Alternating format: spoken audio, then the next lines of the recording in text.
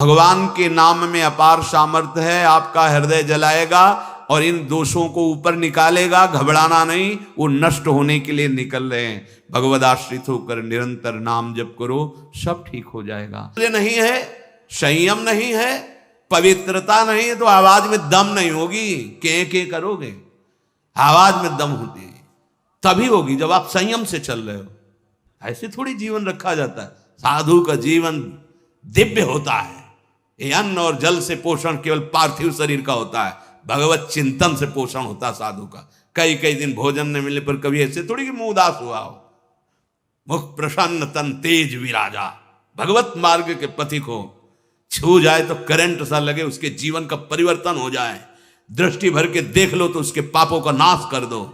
तुम भगवत पार्षद हो, पर वो सामग्री है तुम्हारे अंदर, पर जागृत नहीं कर रहे। वाणी में सामर्थ्य, असमर्थ हो रहे हो। झूठ क्यों बोलते हो? बस आप विचार, क्यों झूठ बोलते हो? क्या मिल जाता है तुम्हारे सोचते हो कि झूठ बोलकर हम बात बना लेंगे, ठीक है यहां बना लो। वो अपराध आपका आगे बिगाड़ देगा जाके ऐसी जगह जहां तुम्हारे बनाने की सामर्थ्य नहीं रह जाएगी। सत्य बोलो, मृदु बोलो, हितकर बोलो। ऐसा किया जी गलती हो गई, आप दंड दें या क्षमा करें, ऐसा हो गया, आपका सुधार हो जाएगा, आप पवित्र। बहुत चालबाजी, चतुरता, कपट करके झूठ से हम बात सजा लेते हैं, लेकिन उसका अपराध आगे जाके ऐसा उजाड़ेगा कि आप सजाने लायक नहीं रह जाएंगे। चाहे जितनी कसम खाएं, आपकी बात ही नहीं मानी जाएगी, दंड आपको मिलेगा। बहुत सावधानी की। जिसके अंदर असत्य भाषण है वो नाम जप नहीं कर सकता। अश्लील वचन बोलने वाला और झूठ बोलने वाला निरंतर नाम जपक नहीं हो सकता। नाम उसकी जिह्वा पे चलेगा ही नहीं, क्योंकि पापवंत कर सहज स्वभाव, भजन मोरते भाव न का। अगर आपका भजन बढ़े और भजन बचे और भजन पचे तो झूठ बोलना छोड़ो। किस बात के लिए झूठ बोलते हो? क्यों बोलते हो? कहते व्यापार में जरूरी है बोलना। कैसा व्यापार? अरे हम इतने की वस्तु लाए, इतने को बेचते, तुम्हें लेना हो लो, नहीं तो ठीक है। हरि भरण पोषण करने वाले वो आएंगे तुम्हारे ग्राहक बनकर, क्योंकि तुम सत्य पे चल रहे हो तो सत्य तुम्हारा व्यापार बढ़ाएगा। अभी तुम असत्य से चल रहे हो तो तुम्हें लगता है कि हमने 500 रुपया मुनाफा कर लिया, पीछे आएगा 5 लाख का हिसाब। ऐसे रोग बढ़ेंगे, ऐसी समस्याएं आएंगी बेमतलब, ऐसे कि 5 लाख चले जाए। जोड़ते रहो, झूठ बोल बोलकर पाप इकट्ठा करते रहो और दुख भोगते रहो। लास्ट समझो इस माया बंधन का। तो असत्य झूठ बोलना, उपासक तो सावधान ही रहे। क्यों झूठ बोलते हो? क्या कमा लोगे? क्या कमाने आए हो? नाम तो, झूठ बोलने वाली वाणी में नाम नहीं चलता। तुम झूठ बोलना देखना, तुम्हारा नाम चल रहा है क्या निरंतर? और अगर नाम चलने लगा तो डर लगेगा झूठ बोलने में, पाप करने में भयभीत हो जाओगे, कहीं ये नाम छूट गया तो। अब वो आगे बढ़ जाएगा। 9, पर निंदा, दूसरे की निंदा। एक स्वभाव बनता जा रहा है लोगों का, समझ ही नहीं पा रहे कि हमसे पाप हो रहा है। जहां बैठे तो किसी की भी निंदा करना शुरू कर देते, चाहे वो साधु हो चाहे वो वैष्णव हो। तुम्हारी पार्थिव दृष्टि है, तुम साधु को कैसे पहचान सकते हो? चश्मा अगर काला लगा हुआ है तो तुम्हें सामने काली माही नजर आएगी। त्रिगुण माया का चश्मा लगाए हो तो तुम्हें त्रिगुणात्मिका माया ही दिखाई देगी, तुम्हें उसकी स्थिति नहीं, क्योंकि स्थिति प्रज्ञ को स्थिति प्रज्ञ ही जान सकता है। त्रिगुणातीत अवस्था को त्रिगुणातीत अवस्था का पहुंचा हुआ ही जान सकता है। तुम बाहरी दृश्य देखते हो और उसी को तुम निंदा करके गान करने लगते हो तो तुम्हारे सारे सुकृत नष्ट हो जाते हैं। पर निंदा के ते आवत नहीं कछु हाथ, मूर्ख पर्वत पाप को ले चल अपने साथ। वो मूर्ख दूसरे की निंदा करके उसके सारे पाप अपनी खोपड़ी पे ले लेता है, बोझा बना नरक को जाता है। और भक्तन निंदा अति बुरी भूल करे जिनको, किए सुकृत बहुत जन्म के छिन में डारे खोए। बहुत जन्मों के पुण्यों का एक क्षण में नाश हो जाता है भक्त निंदा करने वाले को। वाणी संभाल करके किसी की निंदा न निकलने पावे। जहां किसी की प्रशंसा हो रही होती है, कोई वर्णन करने लगे तो हमारे अंदर की मलिनता, हाँ ऐसा तो है पर वो ऐसा लेकिन ऐसा, निंदा शुरू कर देते हैं। वो बहुत घातक है, बहुत हानिकारक है। जिसकी निंदा कर रहे हो उसके जितने पाप हैं वो तुम्हारे ऊपर आ रहे हैं, तुम्हारे सुकृत नष्ट हो रहे हैं। इसीलिए तो संत जनों ने कहा, स्वस्थ होकर दीर्घ काल तक हमारी निंदा करो, भगवान तुम्हारा मंगल करें। ये साधो निंदक मित्र हमारा, क्यों? जो हमें शारीरिक दंड भोगना था वो निंदा करके ले लिया। कई बार आपको सुनाया है कि निंदा बहुत घातक है। एक बार भगवान वशिष्ठ जी अयोध्या के जो चक्रवर्ती सम्राट होते गए, उनके कुल गुरु बहुत समय से, तो एक राजा पूर्व प्रारब्ध के अनुसार उनके शरीर में गलित कुष्ठ हुआ। चक्रवर्ती सम्राट बलयुक्त सब थे, पर पूरे शरीर में कुष्ठ ऐसा। अब वो पूरा ढक करके जाते सभा में बैठ, तो कहा, गुरुदेव वशिष्ठ जी से कोई उपाय नहीं है, औषधि काम नहीं करती, आप सर्वज्ञ हैं, कोई उपाय है जिससे ये शरीर स्वस्थ हो जाए? हाँ, एक उपाय है, पूरा नगर तुम्हारी निंदा करने लगे तो तुम्हारा शरीर स्वस्थ हो जाए। वो भगवान क्या करूं जिससे निंदा? बोले ऐसा करो, जो तुम्हारे बड़े भ्राता युद्ध में मारे गए, वीरगति को प्राप्त हुए, उनकी जो पत्नी है, तो तुम रात्रि के 8 से 10 बजे तक उनके महल में नित्य जाओ और उन्हें भगवान का पावन चरित्र सुनाओ और बस चले आओ। अब वो वहां जाते, 2 घंटे भगवान की चर्चा सुनाते, फिर प्रणाम करके आ जाते। धीरे धीरे बात फैलने लगी, कितना नीच प्रवृत्ति का है कि मां के समान बड़े भ्राता की बहू को भी नहीं छोड़ा। रोज रात्रि में राजा 8 से 10 बजे तक जा, पूरा नगर निंदा। अब धीरे धीरे हाथ, शरीर सबका वो कुष्ठ गायब होता चला गया। अब तो इतनी निंदा उनकी कि जहां से वो निकलते वहां, अरे राजा बनने लायक है, ऐसे ऐसे। वशिष्ठ जी का, प्रभु अब सहन नहीं होता। बोले सब निकल गया है, बस शांत रहो, चेहरे का रह गया, 2-4 दिन 10 दिन और सह लो, और सहा तो बस चेहरे का भी खत्म, नाक पे केवल रह गया। तो उनका, भगवान अभी नाक पे? बोले ये नहीं जाएगा। बोले क्यों? क्योंकि हम हैं अयोध्या में, हम भी हैं, हम तुम्हारी निंदा करेंगे नहीं, इतना सहना पड़ेगा। समझ लो, तुम जिसकी निंदा करते हो उसके पाप अपने ऊपर ले रहे हो, काहे को। तो ये जो जिनकी दुर्गति होनी है, जो अपने जीवन का नाश करने वाले लोग हैं, ये 24 दोष होते हैं। 9वां है निंदा दूसरों की। ये बहुत ही घृणित प्रवृत्ति होती है। ये पराये पापों को अपने ऊपर लेते हैं। जिनकी निंदा करते हैं उनके सारे पाप अपने ऊपर ले लेते हैं, इसलिए बचो पर निंदा से। 10वां, व्यर्थ में बहुत बोलने का स्वभाव होना। कुछ ऐसे होते हैं स्वभाव के, अगर शुरू हो गए तो हाथ जोड़ के भी कहो कि शांत रहो तो बंद नहीं होंगे, पूरी गैस निकल जाए। और बेमतलब की बात है, ऐसे है, बेमतलब की बात है, मतलब कोई उनका अस्तित्व तो नहीं है। पीछे बीती बातें, व्यर्थ की कल्पनात्मक बातें, आगे की कल्पनात्मक बातें, जिनका कोई अस्तित्व तो नहीं। बचो ऐसे लोगों के संग से। आप अपनी वाणी को तो संभालें ही, ऐसे कुसंग का भी त्याग करें। बहुत बोलने से शक्ति क्षीण होती है, वाणी अपवित्र होती है, समय नष्ट होता है, बुद्धि भ्रष्ट होती है? बोले चले जा।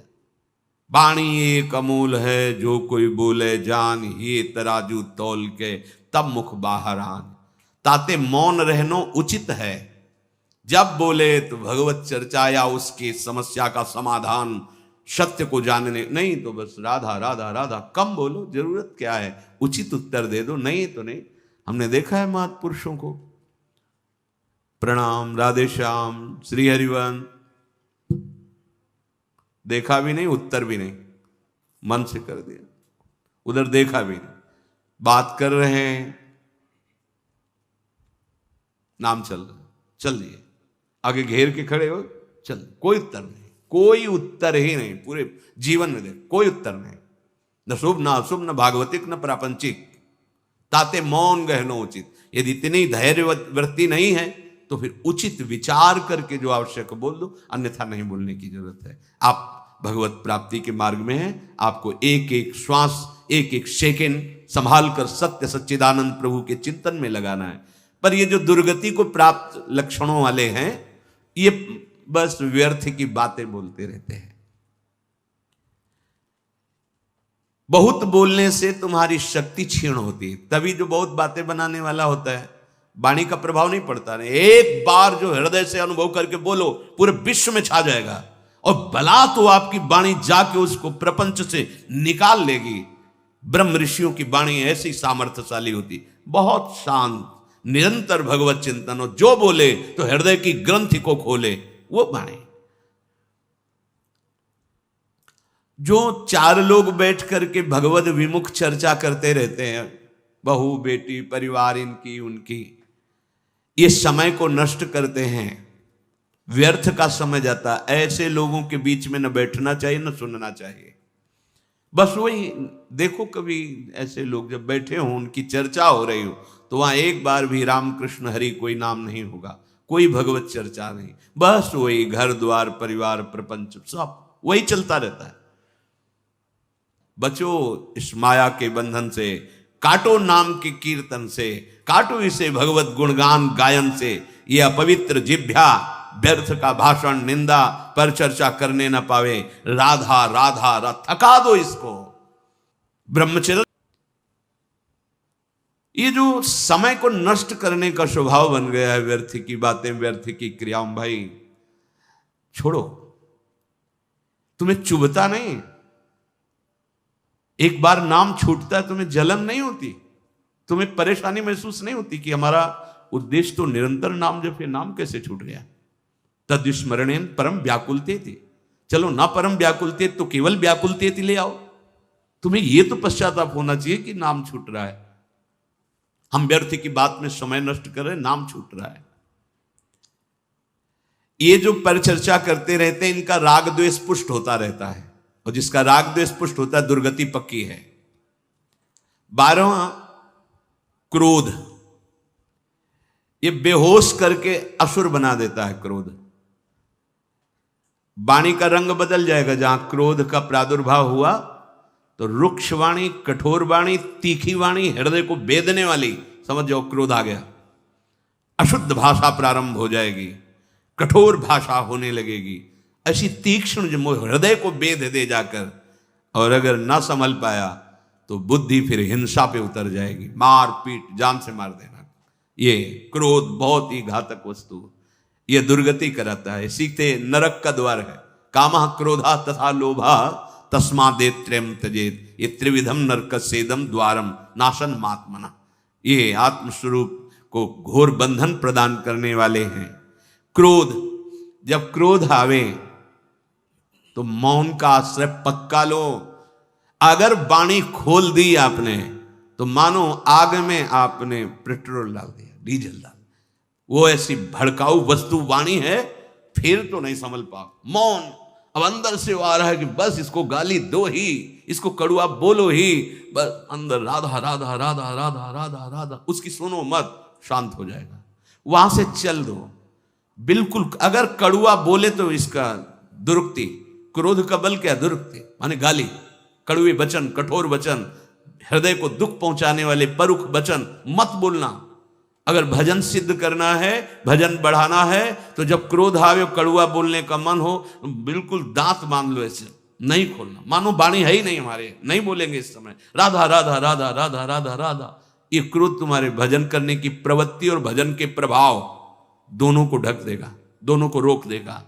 काफी समय तक अगर चतुर खिलाड़ी परमार्थ के हो तो संभाल लोगे तुरंत, नहीं तो फिर वो काफी समय तक भजन का प्रभाव, एक हृदय बार बार वही चिंतन और वैर दृढ़ होने। और जब भजन की याद आएगी तो और द्वेष बढ़ेगा, इसने हमारा भजन रोक दिया, और गुस्सा आएगी, वो बिगाड़ देगा।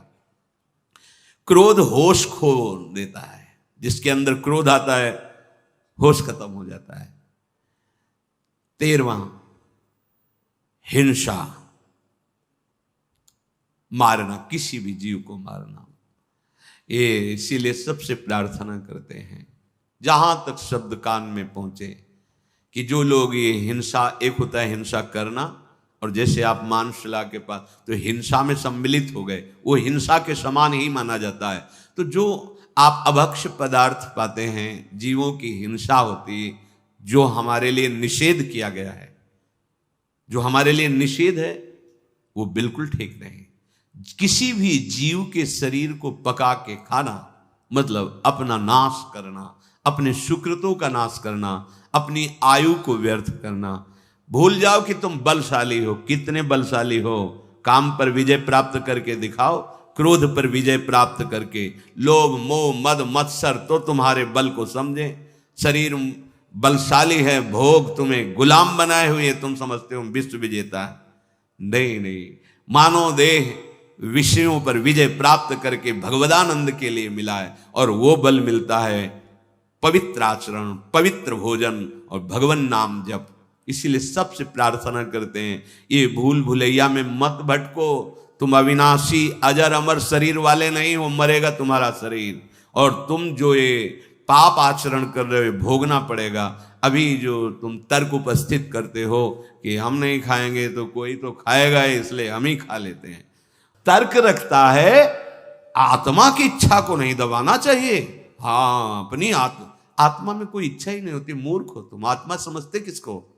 अरे आत्मा भगवान का स्वरूप है, इच्छाएं मन है, और इनकी इच्छाओं को नहीं दबाओगे तो परिणाम में जेल, अस्पताल, नर्क पक्का। लिख लो कागज में, मत दबाओ अपनी इच्छाओं को, फिर देखो इच्छाओं का तांडव तुम्हारी दुर्गति ऐसे करेगा कि फिर दबाना क्या है, फिर भूल जाओगे इच्छा करना, ऐसा दंड मिलता है।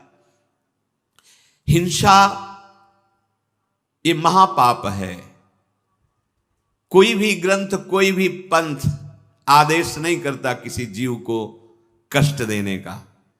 आचार्यों की, महापुरुषों की वाणी का अर्थ गलत निकाल करके हम मनमानी आचरण करते हैं, किसी भी महापुरुष के। एक बार काशी से वृंदावन जब आ रहे थे तो जहां मैं बैठा ला तो वहां कुछ अन्य धर्मावलंबी बैठे थे, बड़े ही सभ्य, लाल कपड़े, हमारे जटाएं यहां तक, नई अवस्था, सब खड़े हुए और वो ऐसे बांधे हुए ऐसे थे। तो अनुमान लगाया कि अन्य धर्मावलंबी हैं। तो अब उसी में हमें बैठना था, पूरा बोगी उनसे भरी थे। उनमें था एक अपनी हिंदी भाषा बोलने वाला, तो वो लोग अपनी भाषा बोलते। तो उसने प्रश्न किया कि आप से कुछ बात करना चाहते हैं, जो ये बोलेंगे वो हम आपको बताएंगे, जो आप बोलोगे इनकी भाषा में हम बताएंगे। बोले, पूछ रहे हैं कि आप फकीर हो? कहा वैराग्य मार्ग के पथिक हैं। हाँ। आपको ग्रंथों का ज्ञान है? वह जितना गुरु ने सिखाया है उतना ज्ञान है। तो हमने कहा आपको अपने ग्रंथों का ज्ञान है? कहा। तो हम कहा क्या आपका ग्रंथ आदेश करता है किसी भी जीव को दुख देना? कहा नहीं, उनके वचन थे। कहा हमारे ग्रंथों में तो सबसे बड़ा धर्म माना गया है किसी भी जीव को दुख ना देना, हिंसा ना करना। तो क्या आपका धर्म ऐसा आदेश करता है कि किसी की हिंसा करे, किसी को दुख दे? नहीं, ऐसा नहीं करता। वो बोले, उनकी जो वाणी का सूत्र था वो बोले, और वो हमें उसकी टीका करके हिंदी करके बताया कि ऐसा नहीं है। तो हमने तो कभी पढ़ा नहीं, पर उनके मुख इतना सभ्य बर्ताव, उन फकीरों का इतना सुंदर बर्ताव कि हृदय झुक गया। बहुत सुंदर देखने को मिला। साधुता किसे कहते हैं? जो आचार्य वाणियों पर चलता है, वास्तविक अर्थ समझता है, तो कोई भी महापुरुष किसी भी जीव को दुख देने का आदेश नहीं करते हैं। हाँ, जो उसका अर्थ ना समझ के अपनी मनमानी उसका अर्थ करे, वो बात अलग होती है। तो हिंसा ये महापाप है। कोई भी धर्म नहीं सिखाता कि तुम हिंसा करो। फिर 14 जो नंबर उसमें कह रहे हैं, जो पशुओं का, अन्य जीवों का निर्दयता पूर्वक मार करके आहार करना, ये निर्दयता, ये बहुत ही हानिकारक है, बहुत हानिकारक है। बिल्कुल समझ जाओ। अभी आपको छूट मिली है, खेती आपके नाम है, जो चाहो बोलो। फसल जब काटोगे तब समझ में आएगा। अभी बीज पड़ा है, आग लगा दो, फसल होने ही नहीं पाएगी। आग लगा दो।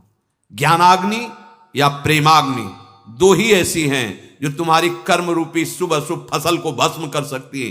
किसी दूसरे में ताकत नहीं। या तो शुद्ध बोध और या महामहिम उज्जवल शुद्ध प्रेम, भगवत चरणारविंद, ये दो ही बातें तुम्हारे कर्म रूपी फसल को नष्ट कर सकती, नहीं भोगना पड़ेगा निश्चित। 15वां चिंता, ये सदैव हृदय को जलाती रहती है। भय, ऐसे बेमतलब का, कहीं ऐसा ना हो जाए, कहीं ऐसा ना हो, ऐसा हो जाता, अगर कहीं ऐसा हो। हमने देखा है कितनी चिंता, कितनी चिंता। भगवत चरणारविंद का जो आश्रय नहीं लिए, चिंता ही चिंता।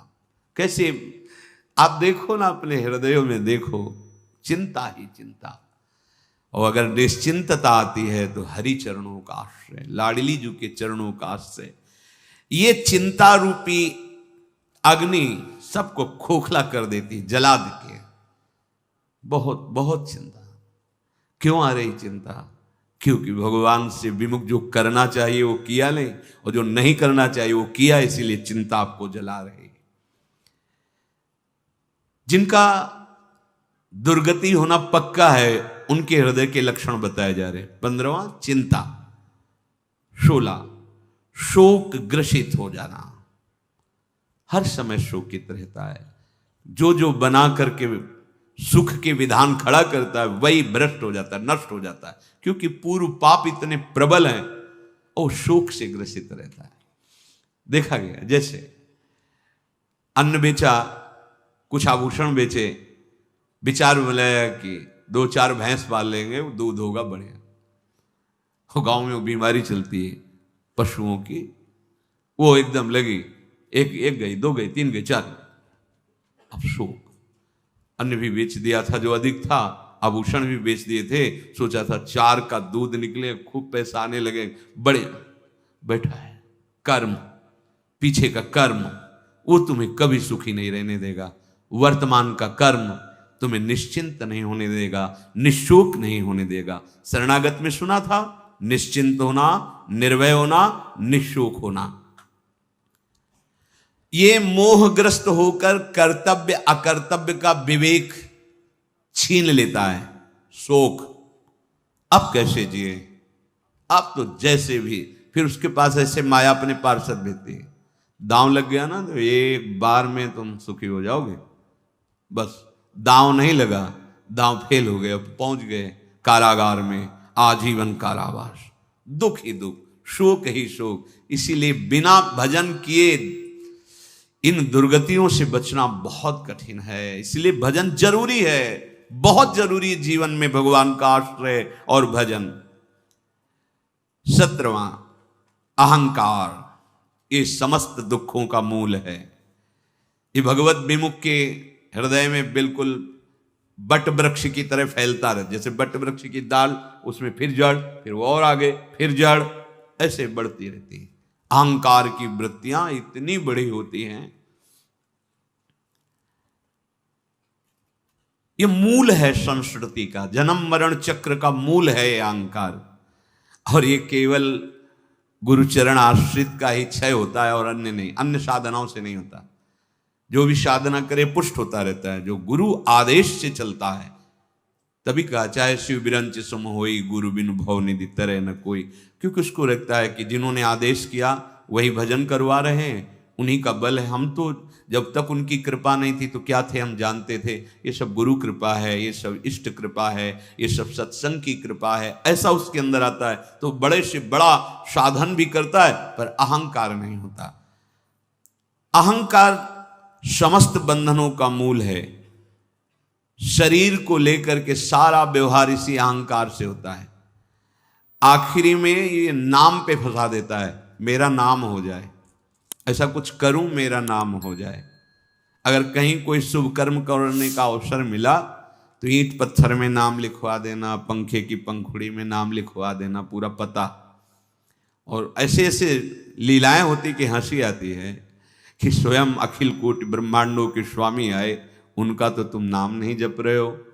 तुम्हारा नाम कौन जप? बड़े बड़े महल बना के चक्रवर्ती राजा, कौन नाम उनका? तुम्हारा नाम लेगा, 2-4 ईंट लगवा दी। अरे उनका नाम जपो जो त्रिभुवन का मंगल करने की सामर्थ्य रखता है। एक नाम त्रैलोक कहीं तारे। ये शरीर का अहंकार, अहंकार की वृत्ति का परिचय कर्तृत्व भाव और भोक्तत्व भाव इसी अहंकार में होता है। मैंने ये किया, मैं करूंगा, मैं ऐसा कर सकता हूं, मैंने भोगा ये मैं भोगूंगा, ये मैं भोग सकता हूं। ये वृत्ति अहंकार की होती है। ये समस्त बंधनों का मूल है। जन्म मृत्यु का चक्र यही चला रहा है। जब तक ये क्षीण नहीं होगा तब तक मुक्त नहीं होता जीव। 18वां, अपने में बड़प्पन देखना। ऐसा अभिमान बना रहता है कि मैं बहुत बड़ा हूं, मैं श्रेष्ठ हूं, मैं, ये अंदर से बना रहता है। ये शरीर का दुलार करना छोड़ो, इसकी गति पर ध्यान दो। क्या होगी इसकी गति? ये दुलार करना बिल्कुल उचित, भगवत सेवा में काम आ रहा है। भगवत भजन में आहार विहार उचित, निद्रा उचित, अपने कर्तव्य का, उचित कर्तव्य का पालन और भजन। इसकी सुख सुविधाओं में मत फंसो कि शरीर कोई सुखी, ये दुख का घर है, दुख की जड़ है। भजन कर लो, इस जड़ को काट दो। नहीं, इसको जितना राग करोगे वो अगली तैयारी कर रहा है तुम्हारे, फिर किसी ऐसे शरीर में जहां तुम दुलार ही नहीं कर पाओगे। अब मान लो ऐसे पशु हैं जंगलों, अब कांटा लग गया, अब कैसे निकाले? ऐसी जगह लगा है, उनके हाथ तो है नहीं कि निकाल सके। भीषण सर्दी है, बर्फ गिर रही है, जल है, धूप है, या कहीं पानी नहीं, हर कष्ट वो सहते हैं। अभी तो तुम सब कुछ, तो भजन कर लो। इस शरीर के झूठे दुलार और अभिमान में मत फंसो। ये लगा रहता है मैं बड़ा बन जाऊं, मैं बड़ा, अरे बड़े के हो जाओ तो बड़े बना देंगे। भगवान का आश्रय ले लो, वो बड़े बना देंगे। अब जिनसे बड़े बनना है उनसे तो विमुख हो, तो माया तुम्हें बड़ा बना देगी क्या? माया तो सिर्फ हरिजस गाने वालों का सपोर्ट करती है, हरि विमुखों को तो नचाती है, नचाती है। 19वां, मद। वस्तुओं का, जमीन का, रुपया का, पैसा का, ये रूप का, ये मद होता है। ये धन मद, पद मद, विद्या मद, जाति मद, बुद्धि मद, ये बहुत प्रकार का होता है। ये बुद्धि के तेज को नष्ट कर देता है। जो प्रवीणता है, जैसे अभी बुद्धि तो बहुत है लेकिन प्रवीणता नहीं, फंसने में प्रवीण है, मुक्त होने वाली प्रवीणता नहीं। फंसने में तो बहुत प्रवीण है। कैसे हम दूसरे का धन अपहरण करें, कैसे हम दूसरे से छीन लें, ये बहुत प्रवीणता है। ये मद बहुत हानिकारक है। जिसके हृदय में मद होता है उसकी निश्चित दुर्गति होती है। देखो, भगवान ही एक ऐसे हैं जिनकी शरण होने पर सब ठीक हो जाएगा, सब ठीक हो जाएगा। एक एक ऐसे दोष हैं जो हमारी दुर्गति करने में समर्थ हैं, और इनमें से एक भी आ जाए तो 23 को बुला लेगा। जो 24 वर्णन करेंगे 23 को बुला लेगा। मद, धन मद, पद मद, विद्या मद, जाति मद, बुद्धि मद, बड़ा मद होता है। ये मद इतना निकृष्ट वस्तु है कि वो भगवत प्राप्ति करना ही नहीं दे। भगवत प्राप्ति होगी, रंग चढ़ेगा सत्संग का, दैन्य ऐसे चढ़ता है, वस्तु ऐसे ली जाती है, ऐसे नहीं ली जाती है। ऐसे आओगे तो ऐसे ही चले जाओगे। चलनी में गैयादु है और दोष दैव को दे। भगवान के हेतु की कृपा होती तब संत समागम होता है। संत समागम में आए हो तो ऐसे आओ, ऐसे, और भर के ले जाओ, तृप्त हो जाओगे, निहाल हो जाओगे। ऐसे आओगे ना तो माला भी मिलेगी, चुनरी भी मिलेगी, लेकिन वो नहीं मिलेगा जो मिलना चाहिए। लौकिक पदों का अभिमान, अरे परम पद का जो अधिकारी है, जहां ब्रह्मा भी नमस्कार करते हैं, वो ऐसे कर रहा है, ऐसे कर। क्यों अपना अपराध करने आए हो? यहां क्यों आए हो? कोई जरूरत नहीं है। ये संत समागम है, तुम्हारी जरूरत ही नहीं है। यहां आए हो कि तुम्हें जरूरत है संत समागम की, तो ऐसे करो, दैन्य रहो। जहां खाली होता है वहीं रस जाता है, और जहां ऊंचाई होती वहां टिकता ही नहीं, ढलक जाता है। यहां यही दरबार दीन को आदर, रीत सदा चली आई। बहुत सावधानी की जरूरत। अहेतु की कृपा हरि की होती तब सत्संग मिलता। ना तुम्हारा पद रहेगा ना तुम रहोगे। सुधार कर लो तो कर लो। अगर अभिमान और मद में भर करके कुछ ऐसा, तो फिर वो सुनहु राम कर सहज स्वभाव, जन अभिमान न राखें काऊ।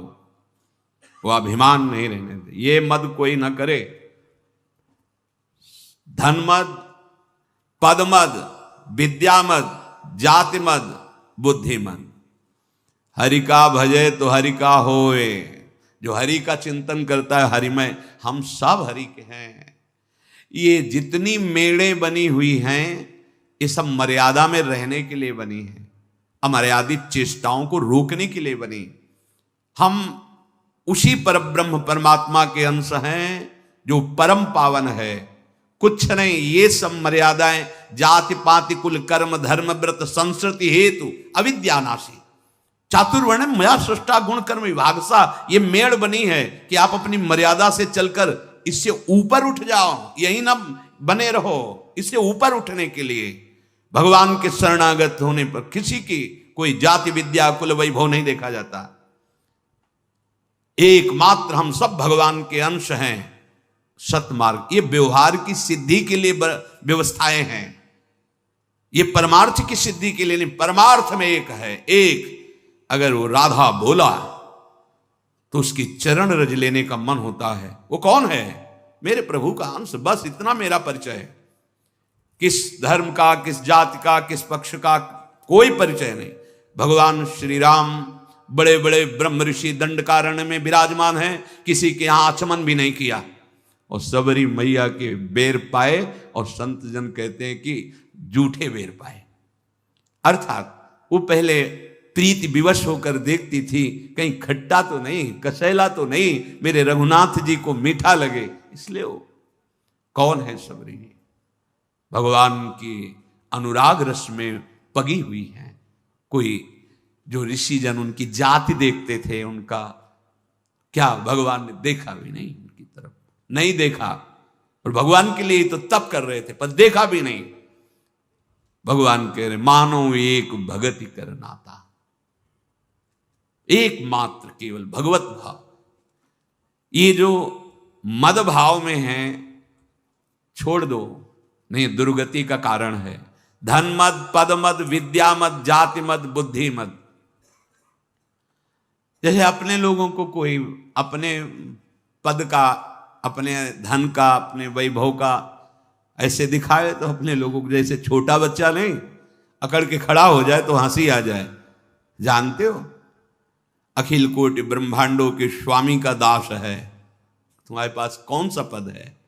जहां परमेष्ठी पद ब्रह्मा भी भक्तों को नमन करते हैं, अगर वहां अपराध करके भावना तुम्हारी पद की रही, मद की रही, धन वैभव की रही, तो उनका तो कोई फर्क नहीं पड़ेगा, पर तुम्हारे फर्क पड़ जाएगा। क्योंकि तुम प्रकृति को अपना स्वामी, प्रकृति में अधीन, और वो हरि को अपना स्वामी और हरि के अधीन।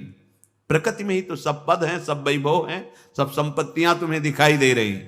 इसलिए मद जो है वो नाश ही करता है, कभी मद से किसी की उन्नति नहीं होती। और बहुत ही विचित्र मद है। एक बार भगवान शिव तांडव कर रहे थे, दो हाथों से तालियां ऐसे जोर जोर से बाणासुर बजा, बड़ा उद्वास्तों से प्रसन्न हो गए, 1000 भुजाएं दे दी, अपार बल, और भुजाओं में बड़े बड़े पर्वतों में ऐसे टक्कर मारता, चूर होने लगे। जहां जाता कोई लड़ता ही नहीं भाई, 2-4 भुजाएं हो तो कुछ बात, 1000 भुजाएं हैं उसकी, बाणासुर, और भगवान शिव का दिया हुआ बल। भगवान शिव के पास गए, बोलो जगत गुरु दंडोत, भाषा बदल गई। भगवान शिव देखे, बोले प्रभु बहुत खुजली हो रही भुजाओं में, आओ आप ही हो जिससे खुजली मिट सकती, आओ। प्रभु बहुत हंस दिए महादेव जी, बोले खुजली मिटाने वाला तैयार हो चुका है, वो आ रहा है। वो फिर वो उषा जी और निरुद्ध जी का स्वप्न में मिलन, भगवान द्वारिकाधीश का पदार्पण और सुदर्शन के द्वारा खुजली मिटाना। हाँ, बहुत होश में। ये जो मद है ये हमारा नाश ही करता है, ध्यान रखना। तो ये 19वां लक्षण दुर्गति का मद।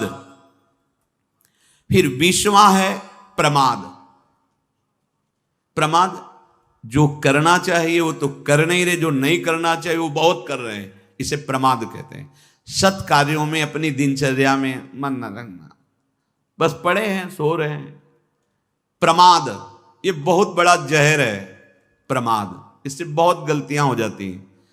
भगवत प्राप्ति के उपासक को ये जितने दोष बताए जा रहे हैं अंदर देख लो और भगवान से प्रार्थना करो, और जितनी तुम में शक्ति दी है भगवान ने ईमानदारी से उतना इनसे बचो। देखो भगवान ने तुम्हें शक्ति भी दी, जब बोलने की शक्ति दी तो अच्छा बोलो ना, बुरा क्यों बोलते हो? करने की शक्ति दी तो अच्छा करो ना, बुरा क्यों करते हो? अच्छा कर नहीं सकते हो, बुरा खूब डट के करते हो, फिर उसका जब परिणाम मिलता है तो कहते हो भगवान बड़े कठोर। प्रमाद से मनुष्य करने योग्य कार्य को त्याग देता है और ना करने योग्य कार्य में रति करता है। देखो ये बार बार जो हम कड़वे वचन बोलते हैं वो आपके परम कल्याण के लिए बोलते हैं। कोई भी प्रमाद, कोई भी अहम, ये तुम्हें दुख में फंसाएगा। हमारा जन्म दुर्लभ है मनुष्य देह, ये भगवत प्राप्ति के लिए है, और यहां भगवत प्राप्ति सिर्फ सत्संग के प्रभाव से ही होती है। अगर किसको सत्संग मिला तो दैन्य होकर पान करो, ये सब झूठे हैं। तुम्हारा बैंक बैलेंस झूठा है, तुम्हारा शरीर बॉडी खूब बचा जितनी बना लो झूठी है, तुम्हारा पद झूठा है। उमा कहो मैं अनुभव अपना, सत हरि भजन जगत सब सपना। जैसे सपने में हम राजा हुए पर जगे तो फिर कुछ नहीं। ऐसे ही चंद दिवस का तुम्हारा राज्य है। कितने साल? 80, 90, इतना जीवन होगा, 100 ऐसे जाते हैं। 100 ब्रह्मलोक का 1 वर्ष, यहां का 1 वर्ष ब्रह्मलोक में कितना? कमल की पंखुड़ी को छेदना, और यहां 1 वर्ष हो गया। 1 वर्ष अगर 90 बार छेद दे तो कितने वहां मिनट लगेंगे, और यहां पूरी जिंदगी व्यतीत हो गई। कितना बड़ा हमारा पद, कौन सा वैभव, कौन सी हमारी सम्मान वृत्ति।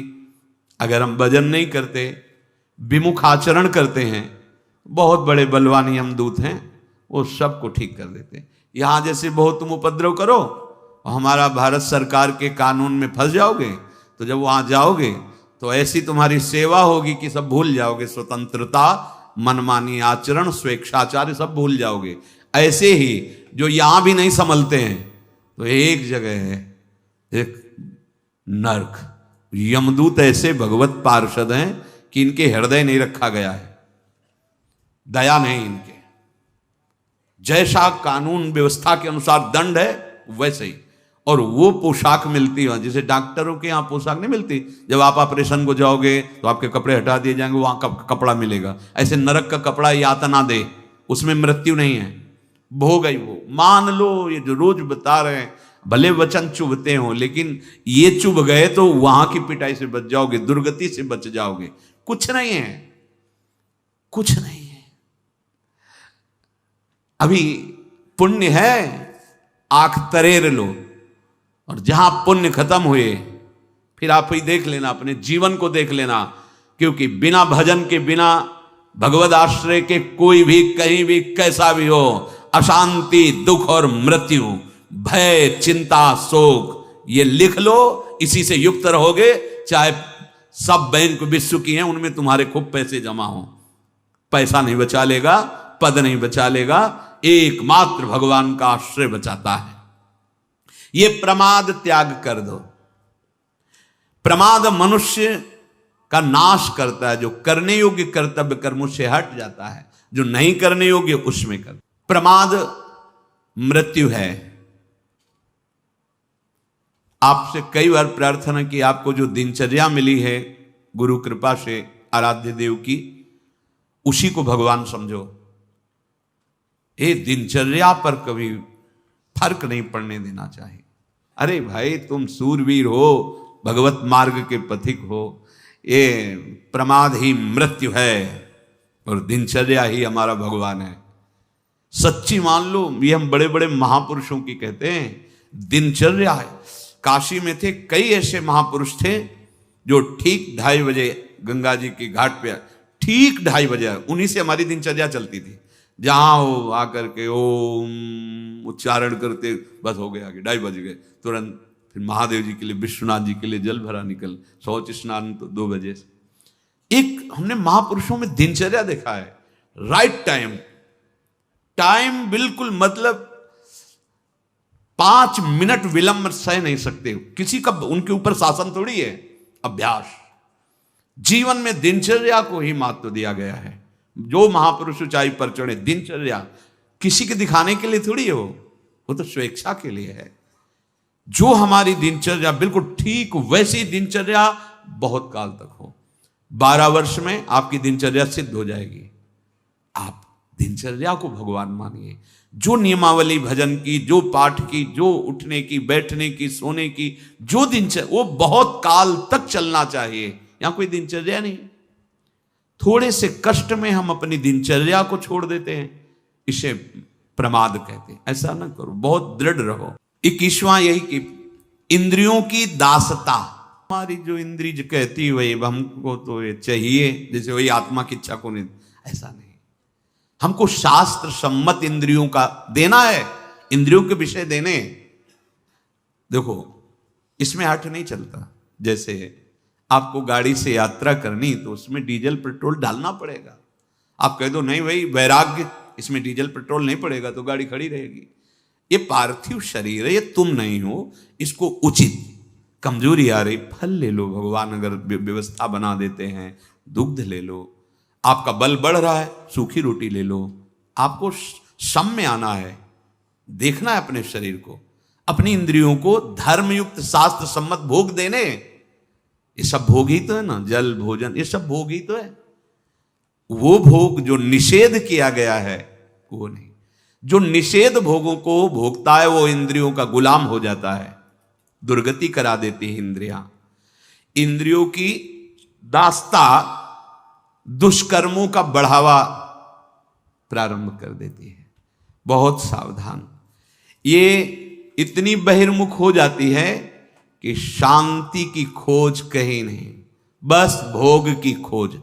देखो ना, आज अवसर मिला ने, पीछे यही तो होता रहा, ये देख लूं, ये सूंघ लूं, ये भोग लूं, ये खा लूं, ऐसा। और 22वां मन की गुलामी। मन भोगों का संकल्प करता रहता है। ये एक सलाहकार है, अभी बहुत बुरा सलाहकार है, बहुत गलत सलाह देता है। इसकी देखो हर समय सलाहें आती रहती है, बस उसका निरीक्षण करना है। और उससे लड़ वही सकता है जिसकी जिब्या पे नाम चल रहा है। नाम नहीं चल रहा, आप लड़ने की सामर्थ्य खो देंगे। वो आपको परास्त कर देगा, वो पेश करेगा सामने विषय और आपको भ्रष्ट कर देगा। इसका प्रमथन स्वभाव है, मथ के अपने ही अधीन कर लेना। और यम ही न व्यथ्यंते थे पुरुषम पुरुषर्षभ सम दुखा सुखाधीनम स्वमृतत्वाय कल्पते। जो इस व्यथा से व्यथित नहीं होता, सह जाता है, कौन होता है? वो भगवान का निज जन होता है, जो नाम जापक, बोले वही अमृत पद का अधिकारी होता है। मन की गुलामी, उच्छृंखलता, कुमार्गगामी, ये दुर्गति करा देती। इसलिए बलवान वही है जो मन की गुलामी से मुक्त हो जाए। सबसे बड़ा गुरु वही है जो मन को चेला बना ले। मन का चेला कभी गुरु नहीं हो सकता। मन का चेला कभी गुरु नहीं हो सकता। और सच्चा गुरु वही जो अपने मन को पहले चेला बना ले। हम उपदेश तो देने के लिए बहुत तैयार हैं, लेकिन मन को उपदेश नहीं दे पाते। जो मन को उपदेश दे दे वही सच्चा उपदेष्टा। मन को अधीन करना, मन की गुलामी से मुक्त हो जाना, यही तो हमारे मानव जीवन का सफल स्वरूप है। लेकिन कभी इस बात पर ध्यान नहीं। हमारा मन आज मांग रहा है, अब उदास है, आज मन कहता है वहां चले, आज मन कहता है वो देख, बस 5 ज्ञानेंद्रियों के साथ जहां भगा रहा है वहीं भागते चले जा रहे हो। नित्य अशांति पैदा कर देगा अगर मन की गुलामी स्वीकार कर ली। मन की गुलामी से मुक्त होना है। और जिनकी दुर्गति होनी होती है वो मन के गुलाम होते हैं। 23वां कुसंगति। ये जो लक्षण बताए गए हैं, ऐसे लक्षण वालों का कभी संग न करे, उनकी निंदा न करे। नहीं, लक्षणों में तुम भी आ जाओगे। मन से प्रणाम और दूरी बना के रहना। लेकिन ये जो जिनकी दुर्गति, उनको सत्संग अच्छा नहीं लगता, कुसंग अच्छा लगता है। अगर वो सत्संग किसी सौभाग्य से आए भी तो वो बात पकड़ेंगे जिसकी निंदा कर सके, वो वही बात पकड़ेंगे। क्योंकि दृष्टि वही रहती है ना, प्राकृतिक दृष्टि और दोष दृष्टि। सतमार्ग के पथिक की तो अद्वेष्टा, वो तो दोष रहित वृत्ति होती है। वो दोषी पुरुष में भी गुण ढूंढ लेता है। जड़ चेतन गुण दोष में विश्व की न करतार, संत हंस गुण गाहे पे परिहरिवार विकार।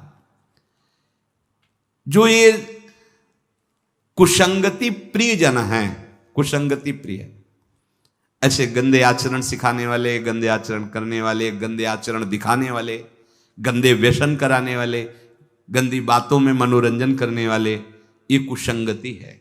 भगवद विमुखता कुसंगति बड़ी प्रिय होती है। कुसंगति ऐसे पतन के मार्ग में गिरते जाते हैं कुसंग के प्रभाव से। कुसंग से जीवन बिगड़ जाता है। मनुष्य चिरकाल तक नरक यंत्रणा का भोग करता है। कुसंगी पुरुष पाप ही बटोरता रहता है। भजन का अभाव भगवत विमुक्ता एक 24वां है। ऐसे लोग कभी भजन नहीं करते। अगर कोई भजन घर का सदस्य करने लगे तो भजन करने नहीं देते। अगर ठाकुर सेवा विराजमान करे तो फेंक देते हैं। हमारे पास तो ऐसे जन कंठी पकड़ के तोड़ देते हैं, ठाकुर जी को उठाकर बाहर फेंक देते हैं और कहा अगर ये सब यहाँ नाटक शुरू किया ना हमारे घर में तो समझ लेना। और जबरदस्ती अभक्ष पदार्थ परोसते हैं। बात है बहुत कठिन है, बहुत कठिन है ऐसी जगह भजन कर पाना, क्योंकि इन दोषों से जो युक्त होता है भजन हो ही नहीं सकता। और वो भजन स्वीकार करने नहीं देंगे जहां तक उनकी पहुंच है, नहीं देंगे। ऐसा जीवन व्यर्थ कर देता है भजन विमुखता।